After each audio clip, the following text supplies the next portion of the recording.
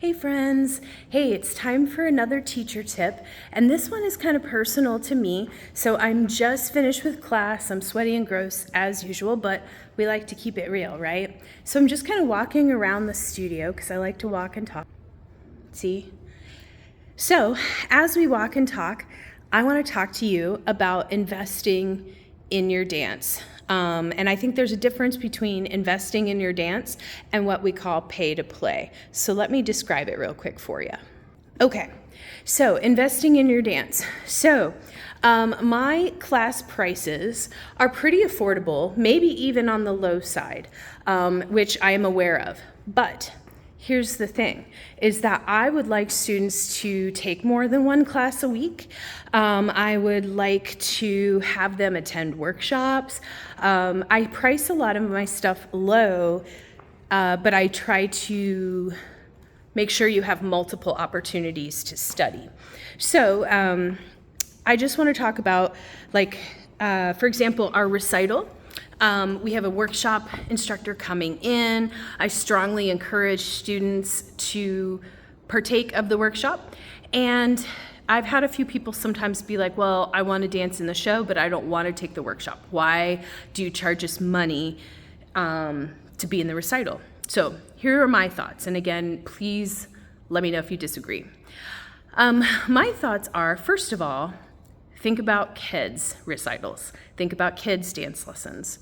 How many days a week do they study? How much is the recital?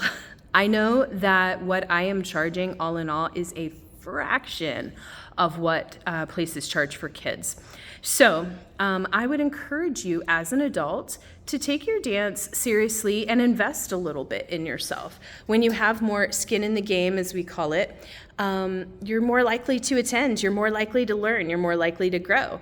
If it's just a free class or $5 and you don't have to buy a costume or ever study with anyone else, then yeah, there's not much to lose, but how much is there to gain, right?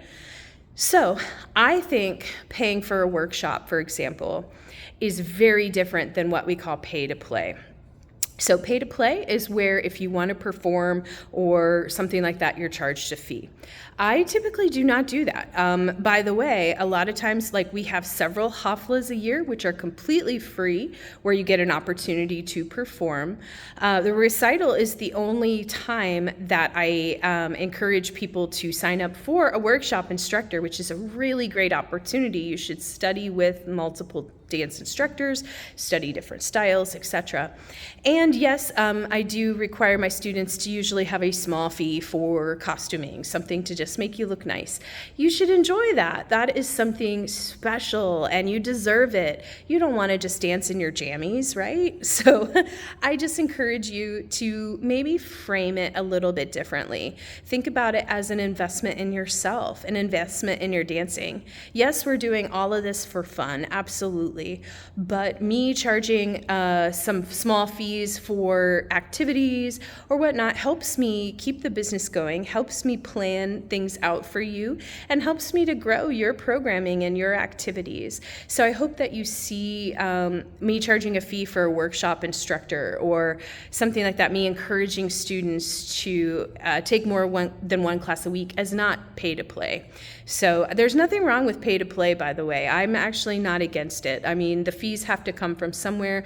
Let me just tell you, as a dance instructor, as a dancer, there is very little money to go around. So I do not make a fortune.